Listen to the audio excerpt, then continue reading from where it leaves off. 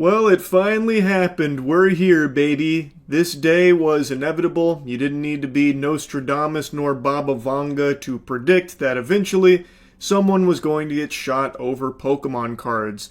With the way the hobby has devolved and been completely destroyed, infested with greedy, insatiable worms that are seeking to just squeeze every bit of joy out of the hobby in the sake of financial gain, like tiddlywinks of financial gain in most cases, these pathetic scalpers are unhinged, unloved, unwashed losers, and it was always going to happen that one of them would snap and start shooting, and that's exactly what happened at a Kroger. Meanwhile, a dispute over Pokemon cards may have led to a shooting outside of a Kroger on the Near East Side. One person was injured. Police say both people involved are adults. The victim is in surgery. It happened in the parking lot of the grocery store on Twin Air Drive just before 7 o'clock this evening. That's near the Community Justice Campus. Again, IMPD says their preliminary investigation revealed the suspect and victim had a disagreement over Pokemon cards, which then turned violent. According to an eyewitness, it started because one of the men accused the other of cutting him in line at the Pokemon vending machine, which, I've said this a lot, Pokemon vending machines are basically PvP-enabled zones. That's where people go to just fucking scrap. That is where all thoughts leave the human brain, and it just devolves into Neanderthal mode. I have made so many videos clowning on and talking about the degeneracy in the TCG community, not exclusive to just Pokemon, but Pokemon is by far the biggest and scummiest of all of it. And these degenerate fucking vermin love to go to Pokemon card vending machines and just fight each other and fuck each other. It is just out of control. Like, I imagine not too far into the future, Pokemon card vending machines will just be banned, because it is constantly just a source of problems. People like glitching the machines and then starting fights with each other, causing a big ruckus and a commotion for all the normal people in the store and the staff. I bet stores will start electing not to put those in their establishment because it's dangerous. I mean, quite frankly, if it does turn out to be an argument over the Pokemon cards, yes, I think it's totally ridiculous. I'm not a collector of them. I understand that, there are some that are very expensive, but this, like I said, we were told an argument. The suspect is in custody, and IMPD says that there is no ongoing risk to the public. No one else in that parking lot was injured. I don't know. I'd say sleep with one eye open just in case. You never really know when it comes to these scalpers. They are demons. They are the lowest of the low, and there is nothing they won't do to get their grubby, unwashed paws on some Pokemon product to try and flip it for a $5 profit.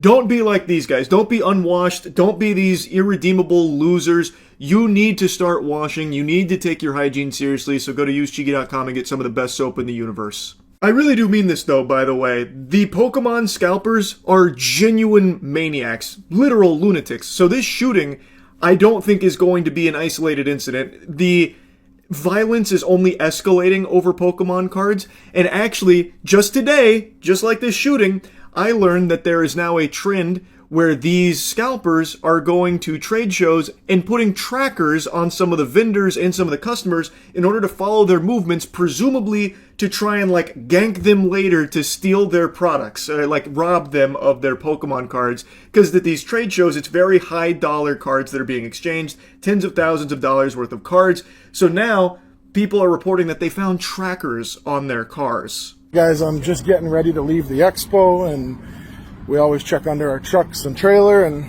it's a good thing we did. Somebody put a tracking device on us tonight. So somebody's trying to track our stuff, follow us home. You get the point.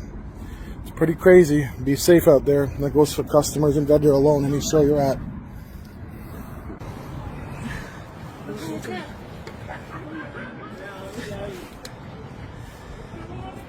Tracking device put on our truck.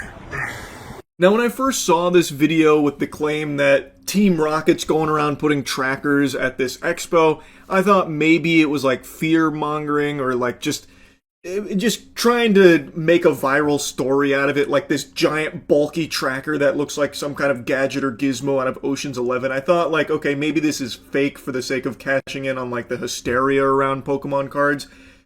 But I have seen multiple vendors now claiming that no, they are actually finding trackers on their vehicles, like across the expo. There were a couple other vendors that reported that, yeah, they had found something similar on their vehicles too.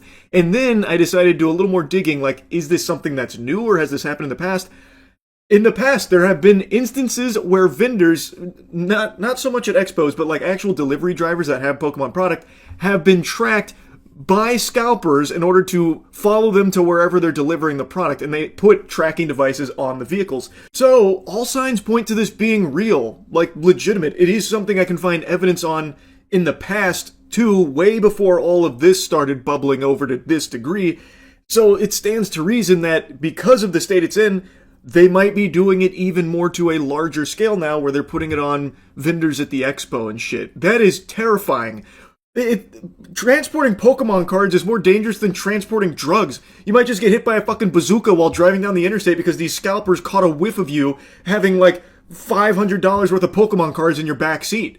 It's actually outrageous. I cannot believe the state of the Pokemon card community right now.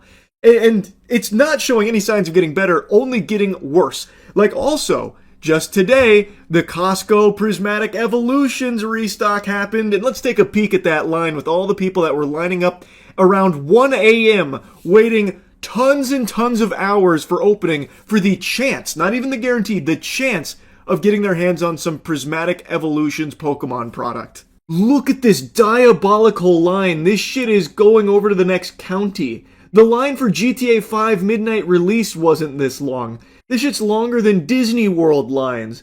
Fucking Taylor Swift concerts probably don't even have lines this long. And this is Costco at like 1 a.m. or something with all of these goobers lining up waiting for it to open to maybe see Prismatic Evolutions. It blows my mind. It's so pathetic. And not a single child in sight there, unsurprisingly, because what kid is going to be getting up at 1 a.m. to go wait in line for 8 hours before open to go maybe get some Pokemon cards? This is a hobby that has completely kicked out the main demographic it was made for. Children. It is all these assholes, these losers, and I bet there's not a single collector there amongst them. It is all scalpers desperately trying to get their hands on Prismatic Evolutions, which was a very popular set, and they covet it, and they believe if they can get some here, they'll make a little bit of money by flipping it on the secondary market. That is the entire clientele of Pokemon now, and this is just the perfect demonstration of that. It's just gross, man. I don't know how you can have so little shame. I don't get it. Anyway, had to yap about it again. That's really about it. So yeah.